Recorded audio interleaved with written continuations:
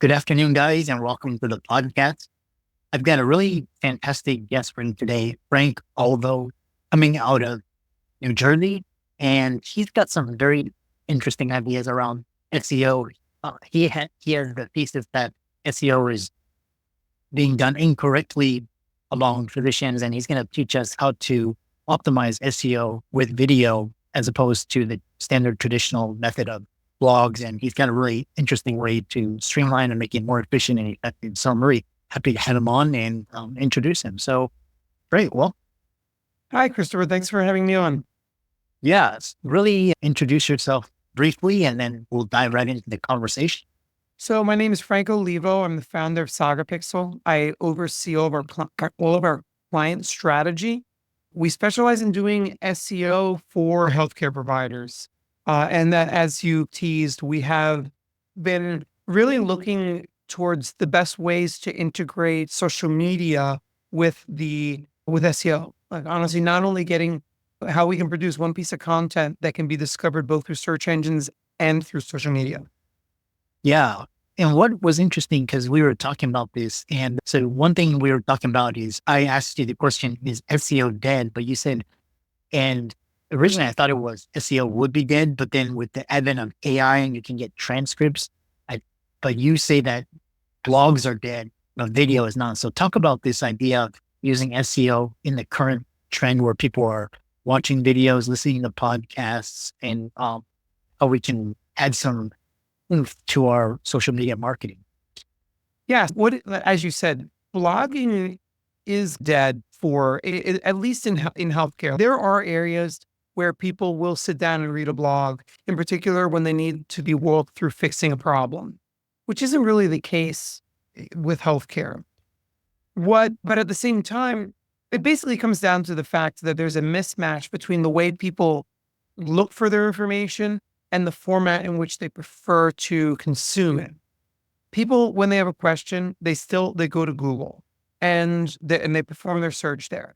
And at that point, they are going to maybe consume a little bit of the information that they're finding in the Google's AI overview, or maybe if they click through to a few of the websites, they'll read the information. But the thing is that they're just skimming it.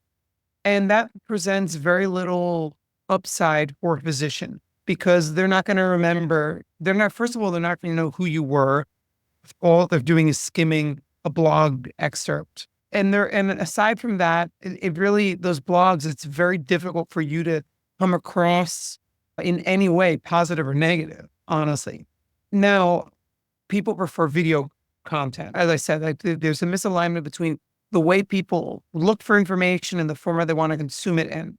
Most people prefer video over the written word, but there's still not wide adoption of TikTok search and YouTube search when people have questions. YouTube to a lesser extent. Vast majority of people are still Googling. So what we've done for our clients has been marry these two media together. So instead of sitting down and writing a blog for our clients, we've been getting on video with them. We're normally scheduling an hour-long session where we'll go in with the same outlines that would have been used 3 years ago or 5 years ago that we would have handed to a writer.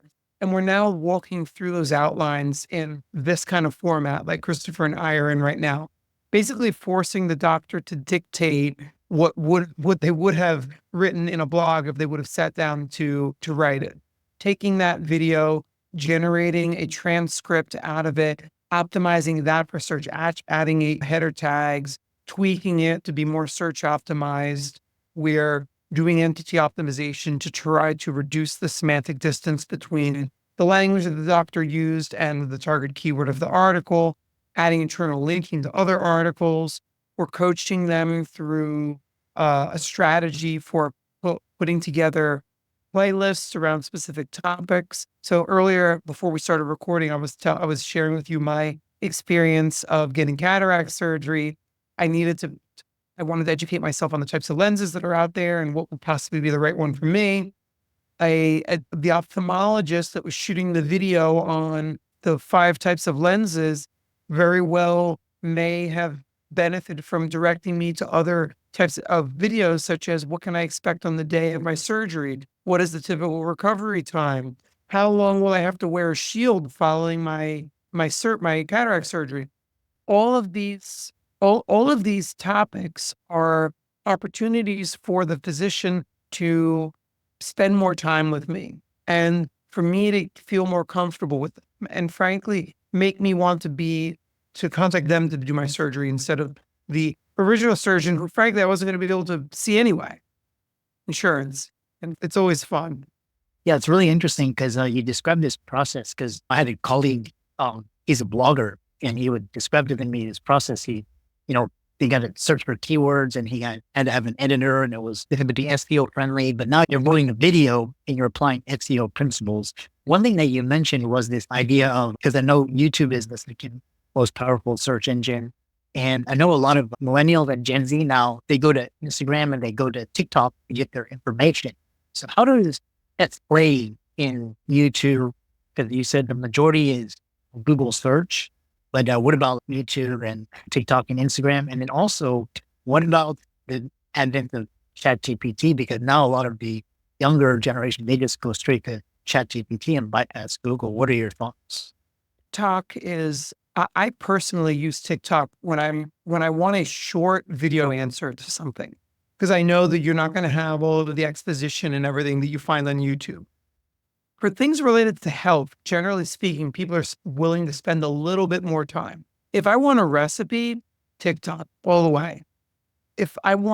When I wanted an explanation of the different types of lenses that could be implanted for my cataract surgery, I'm willing to dedicate 5 minutes of my day to that.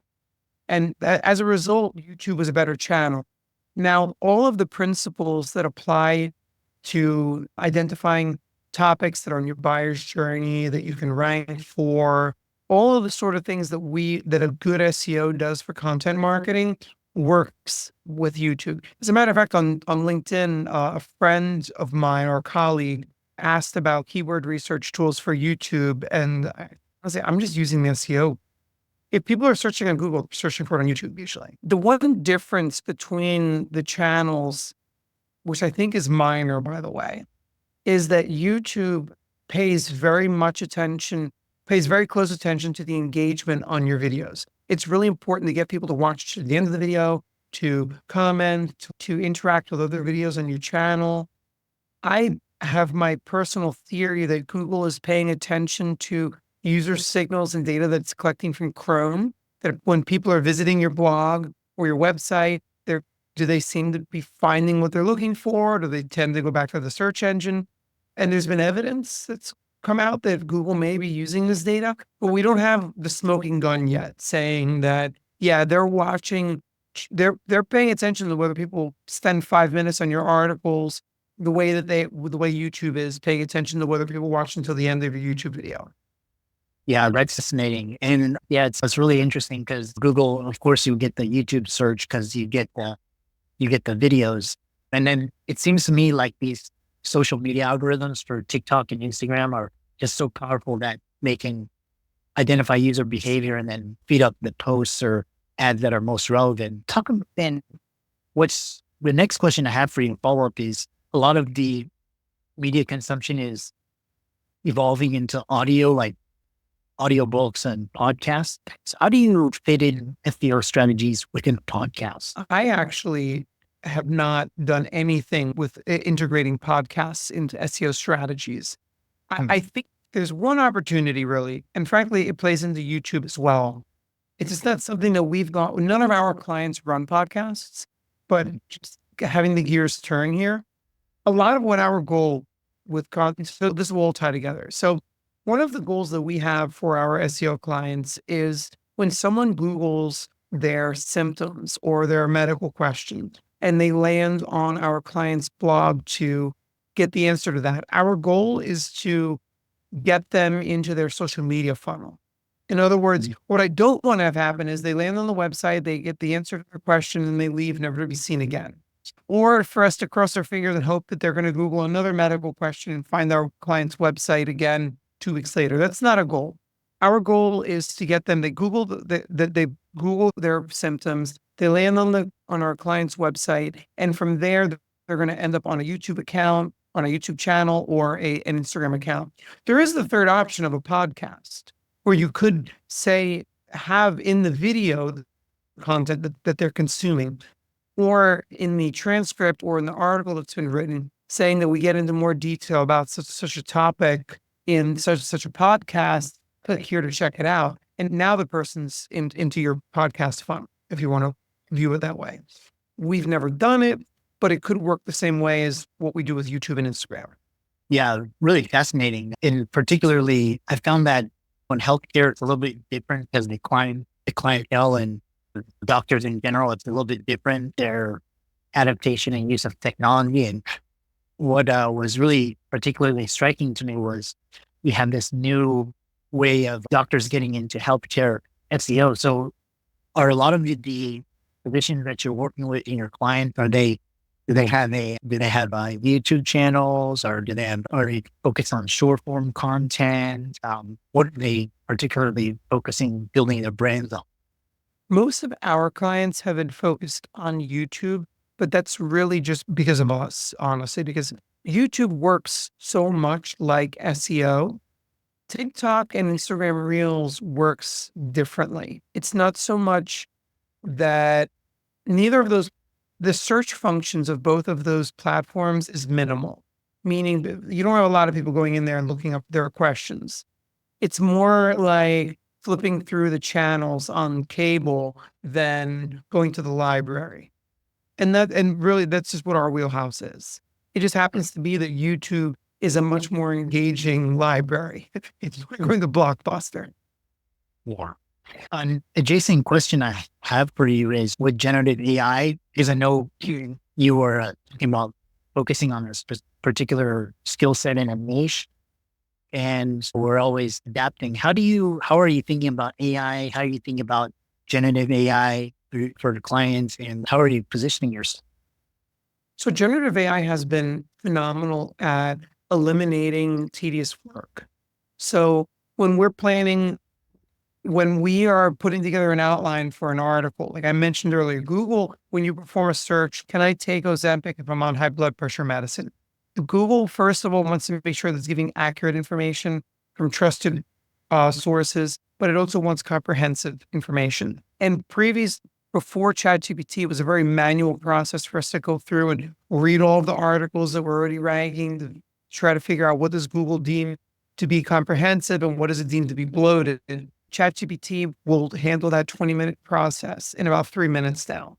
It will also help us to generate out the introductions to our videos. So we can ask it, we've built custom GPTs to help it put together, script out the first 15 seconds of our client's video. So we're not having these physicians just wing it at the beginning, where we're feeding it right here. Here's your hook to introduce the video. Here's your call to action. And we feed that all to them, and ChatGPT helps us, and Gemini help us to craft that for them. Again, very tedious work. After the transcript has been written, the video has been uploaded, our next step is take the subtitles from YouTube. We have a custom GPT for that as well that will add headings, initial headings, format it, correct any sort of spelling, add punctuation, format it in one sentence paragraphs, basically very easily scannable. And then we will probably at that point spend probably 10 minutes with the physical optimization of the task. But like generative AI is doing so much of the tedious work for us. Wow. It's really interesting because these AI tools now, because before it could be what you were talking about, automate and like the repetitive stuff, it can just eliminate that and just take care of. And now when it gets really good to be able to generate creative content and ink in combination with human creativity, it's going to be really amazing. Next question I have for you is, we have around 5 more minutes. Do you see the future of SEO with evolving algorithms, user behaviors, and particularly for healthcare marketing? I don't think that local SEO is going to go anywhere. When people are looking for a physician, they're still going to turn to Google, and showing up in the map results and showing up in the blue link results are still going to be very important. I think content marketing is going to have the same effectiveness. though I think video is going to need to be part of this. And again, people land on those blogs, they're not going to remember you and they're not going to know anything about you if all that you're doing is blogging, but they will if you are shooting video. I think that ChatGPT, when it comes to health, is never going to dominate this whole process, but it will become more of a factor for other buyers' journeys outside of healthcare. I also think that all of these platforms, Amazon, for example, is going to better incorporate it. I found myself going into ChatGPT to ask it. We needed to buy car seats for our kids, not car seats, booster seats, and I had very specific criteria. And Amazon really wasn't giving me what I wanted when I searched. ChatGPT did. It gave me 3 recommendations, and I ended up buying one of them. But I don't really see that translating to healthcare just because it's such a sensitive topic. Again, if you're going to Google, how much weight can I expect to lose in 6 months on semaglutide? Are you really going to rely on an AI's answer to make that kind of decision? Probably not. You're going to want to hear from doctors and people that have been on semaglutide. Interesting. What are your thoughts on the different large language models? Because I know because Google has its own and OpenAI got it. There's Claude and also Meta's developing its own large language model. They're open sourcing it and they want to have their own. Do you think that'll change or how SEO is done? Or is it just basically going to be like large language model platforms similar to the social media platforms? So I love this question. And I can tell how into our space, in the tech space you are. This is an amazing question because it's really the big question right now. Because either you're going to have all of these platforms are going to go to zero when it comes to the value. I don't believe that though. Personally, I think that one of them, it reminds me a little bit of 30 years ago when you had all the different browsers coming out. There was a million search engines that came out and they all basically did the same thing, but you still have a category king. Whoever wins the marketing game is going to win the whole LLM space. And I don't know who that's going to be. My bet is that it's going to be ChatGPT. And I think OpenAI is going to win this long term. As far as how it's going to impact SEO, I think it's going to take away some search share, but long term, like people are still going to Google. They're still going to search for things when they want information. It's easy. It's still easier than searching on ChatGPT. And even at that, I think that when people are really researching a topic, they're still going to want to quote unquote do their research. And that's going to be done through search engines. Yeah. Really YouTube. interesting. Oh, YouTube. Yeah. Yeah. YouTube. Yeah. Because it's really interesting because you have to go through a couple steps to get into ChatGPT to do the search, but Google, you can just one click and you're there. So if OpenAI creates a way that your X is just one step, that may be closer. But I mean, like I said, Google is kind of the first mover. It's got that market share and it would be really interesting. How can people find you and their marketing, SEO? They want to learn from your more innovative approach. How can they contact you and check you out? So our website is sagapixel.com. I would start off with our YouTube channel. Again, I've been preaching about YouTube and the blog. Check out our blog, go onto YouTube. I spell out how to do a lot of the stuff that I'm talking about in this video there. And if you fill out the contact form on the website, you can schedule time to talk to me.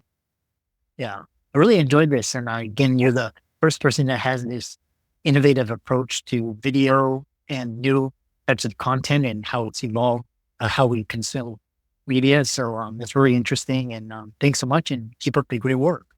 All right. Thanks for sharing, Christopher. It was great to meet with you.